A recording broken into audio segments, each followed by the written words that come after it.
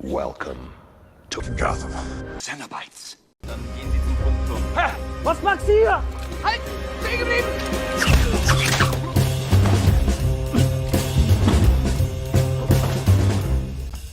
So what's happened there then? It looks like they've been plugged full of arrows, Hazy. Well, where'd the arrows go? 2 more around the other side. Where are they now? Same place as these 2. Nazi heaven. Guns to bear. They'll find their range soon, sir. Ready? Should we be worried? Should be any second now, chaps.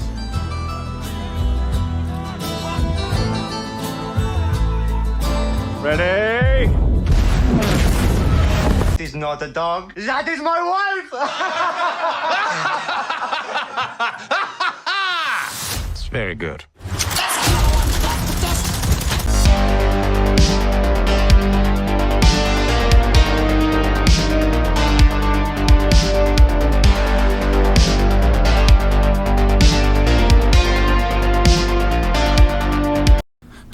Hello everyone, and welcome back to another video. We've clicked on Gotham Cenobites. I'm Terry, and today I just wanted to kind of briefly, I guess, give my reaction, fresh out of the theater, to this movie.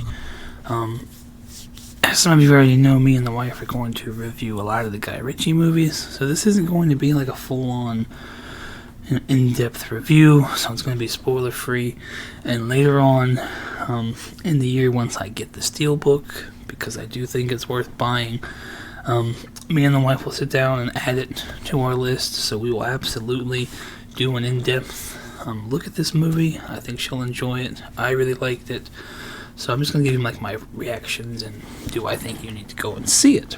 So what are we talking about?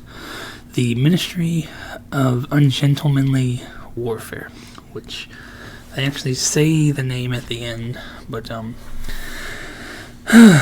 it's Guy Ritchie, written and directed, Jerry Bruckheimer produced, and right off the bat I do have to kind of say, with the exception of Aladdin, this is the first Guy Ritchie movie that feels the least like Guy Ritchie. I mean, when you really think about it, the movies that make Guy Ritchie for me are those crazy moments where there's all this dialogue and this build-up and you're going back and forth, like 2 different times in the story, and all of a sudden it all just kind of leads together. And I love that about all of his movies, like Rock and Roller, Snatch, The Gentleman, perfect uses of what I would consider Guy Ritchie. It's even present in Sherlock Holmes, and in both of those movies, it's very present in King Arthur. It's just his style. I love it. And I've been watching reviews before I went and saw this. People are saying it's another Guy Ritchie movie, and I'm like, it's a great movie. It's a great story. I thoroughly enjoyed it, but it does not feel 100% like Guy Ritchie to me. But it doesn't mean it's a bad thing. Another thing is I don't understand people comparing it to Inglourious Bastards. Now look, these are probably my 2 favorite movies now that deal with this subject matter of World War II and Hitler and the Nazis. But they do not feel similar at all. Tarantino and Bastards is way out there crazy, and there is, I mean, you've seen the trailer, they kill a lot of them in this movie, and it's bloody, and one of my favorite characters, I mean, I could see him in Bastards, but it does not feel like Inglourious Bastards at all to me. But I don't know, I think every actor they used in this movie was amazing. My favorite, even though I'm a big Cavill fan, I think my favorite was Alan Ritchson, which I know a lot of people really like him. I think it's from Reacher. I haven't seen that yet, but I'm seeing him in this movie. It may impromptu me to go watch a lot of other stuff he's in.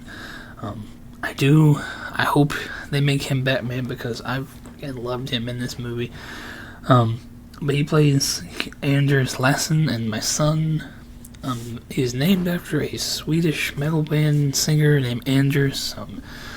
So I don't know, my favorite character has my son's name, and they're posing as Swedish people. So I just thought it was cool to me.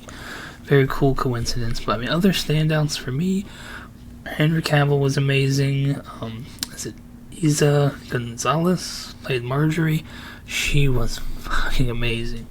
I mean, yeah, she had some very tense moments, but yeah, she was an amazing actor.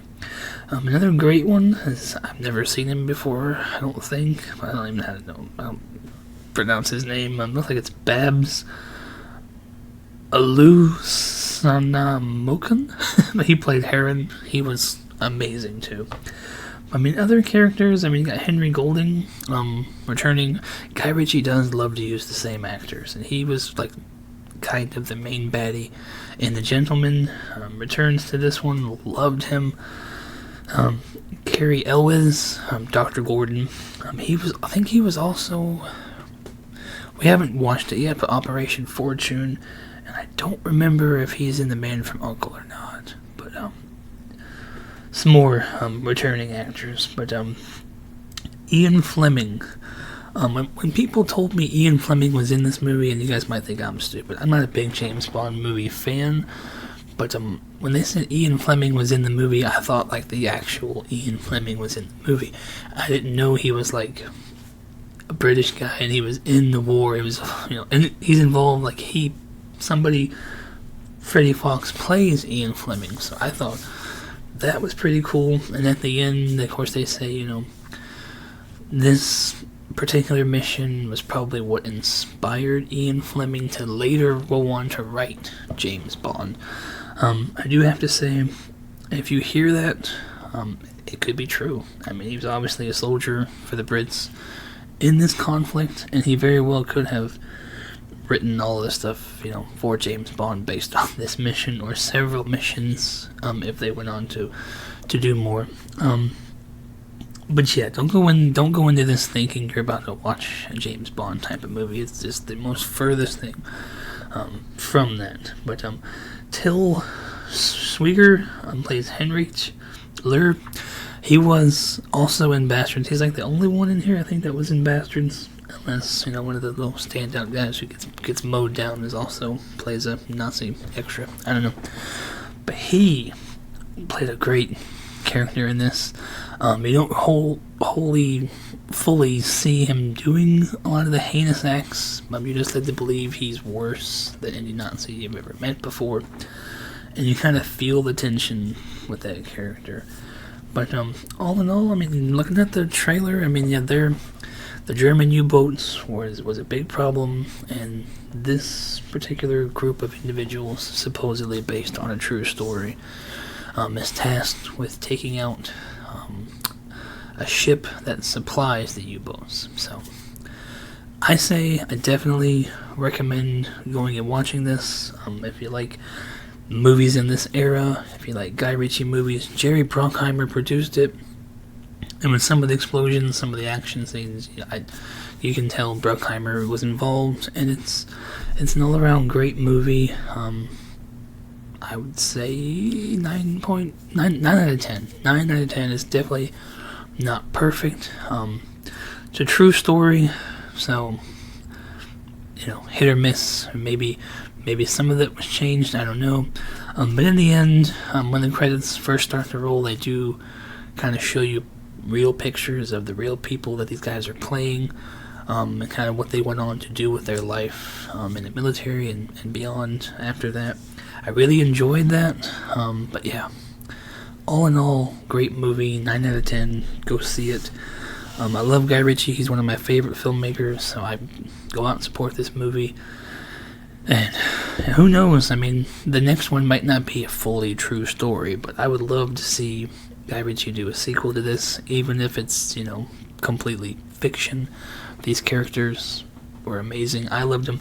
There's not a whole lot of character development. You just kind of get thrown at this, and, yeah. No character development, at all. At all. But, you do come, I figure they care about, the people in the mission. Not all of them, but you are hoping throughout the movie. I hope he doesn't, get killed. But yeah, I love the movie. Go out and see it, and don't worry, there will be a completely in-depth, spoilerific review of this movie later this year I'm going to do with the wife. So look forward to that. And thank you guys so much for watching. I don't do a whole lot of these anymore. I am going to see Furiosa next month for my birthday, so I may do something like this for that movie as well. Comment below, let me know if you enjoyed the movie, if you like Guy Ritchie, all that stuff. And subscribe if you want to. Great content, and like I said, I may be doing more of this. All in all, I hope you guys, thank you for watching, and I hope you have a great weekend, and I'll catch you on the next one. Peace.